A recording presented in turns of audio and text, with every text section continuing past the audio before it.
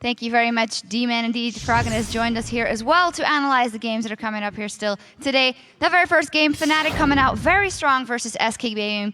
Taking it back to the beginning, if we analyze the comps and maybe the pick strategy they went for, a first lock-in Orianna for SK Gaming. What did you make of that?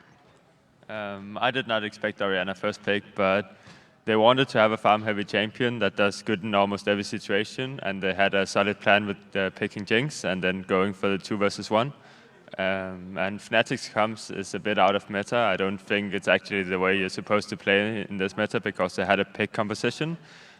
And I think SK, they could basically just push down the turrets and then they could group mid and siege against Fnatic's pick comp, and I think they would have done really well, but that didn't happen. Indeed, that didn't happen because level 1, a lot of skirmishes there. Soa's got a kill and Expeke got a kill. Tell me, you're a Trundle versus a Lee Sin, and then the Lee Sin eventually comes up in your lane and he already has a kill, but as a Trundle, you could push a little, so how does that match up then? I think the most important thing about that level 1 was that SK wanted to have a 2 versus 2 lane with the Sona against Karma. And SK read Fnatic that they wanted to lane swap, especially when Soa's hovered over Vladimir to play into the Trundle, but eventually went for Lee Sin. Lee Sin isn't that great against Trundle, but he's very good in lane swap. So SK read Fnatic like an open book. But then the reaction of Fnatic, and especially Soa's, it just shows so much confidence and so much teamwork that he stayed into the top lane to get those kills. Most top laners would have just teleported to the bot lane.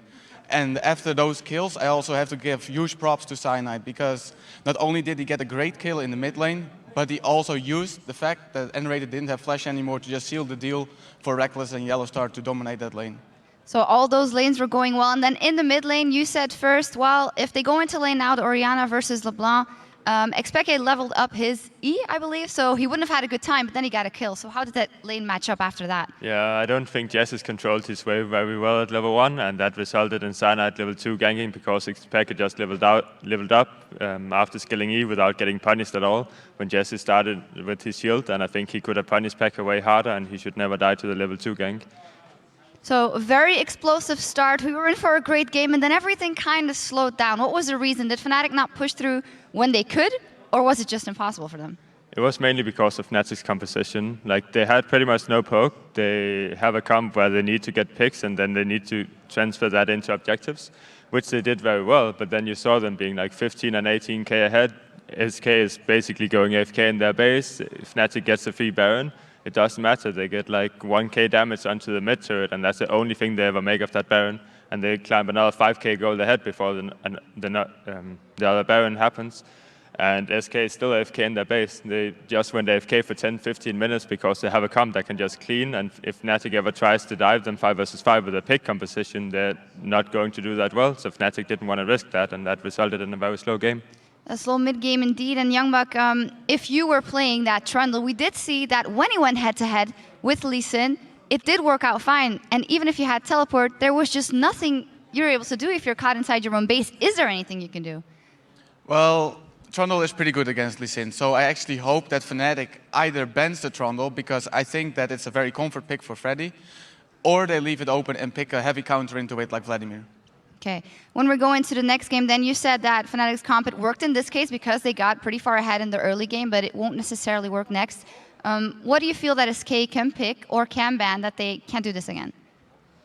I'm not sure. It depends on the Fnatic players. Like, they all have very high versatility in the champion pools.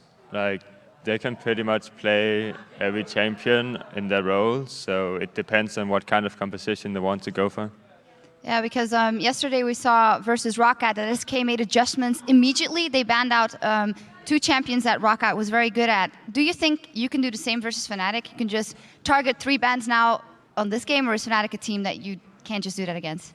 Fnatic has too big of champion pools on all their lanes, and SK is now thinking, what are we going to give them and what are we getting in return? They do have the last ban, so they can pretty much predict what Fnatic is going to first pick and what they want to get in return. So maybe the champion select for SK might be stronger. They might have a stronger level 1 as well. Froggen, who do you call it for game 2? I would say Fnatic. Fnatic, Youngbuck. Fnatic. All right. Thank you very much, guys. We're going to go over to you guys at home because today, of course, we asked you on Twitter to tweet at LOL Esports which European LCS player had the biggest influence on your own playstyle this split and why. And here's what you had to say. The first one is from @SugarD's. Biggest influence on me has to be amazing. To this day, I still can't get that insect fake to kick in high priority targets. You play with amazing. You know how good he is. Yeah, having his Lee Sin on the team is just so great. You feel so free in your lanes. He pushes pressure everywhere, and he makes plays when it matters. Absolutely does. Second one is from @AdamP1998. Reckless, he taught me how playing safe and farming it up can let you carry games as much as kills can. And well, we actually didn't see that big of an influence here now because they didn't need to, but we know how good of a player Reckless is. Yeah, Reckless is extremely good. He can play pretty much all the champions, and he knows how to play the different champions. And his mechanics in teamfights are pretty much spot on. There's not a lot you can criticize about him, so I think he's like probably the most solid AD carry right now. The last one is from @OwenNinja. Probably Vander, the closest thing to Mad Life you'll see outside of Korea influence my Thresh play. That are hard words. Do you think he's the same level as Mad Life as we have here in Europe? So I've played with Mad Life multiple times. Both with and against him, and he kind of plays the same style because he's Morgana binding and his fresh hooks. He is really good at knowing when he needs to throw them, and usually if he misses a fresh hook or Morgana binding, it's because it's more like a zoning tool then that forces them into the direction Vander walks them to walk into his team. And that's like either you get hit or you are getting zoned into his own team, so you pretty much have to flash it no matter what. And Mad Life is doing the exact same thing, so it's a bit like Mad Life style, but probably not as good as him. Probably not as good, but still getting compared to him, not bad. Thank you guys for those, and remember, you can keep the conversation live on Twitter throughout this championship series by using that hashtag.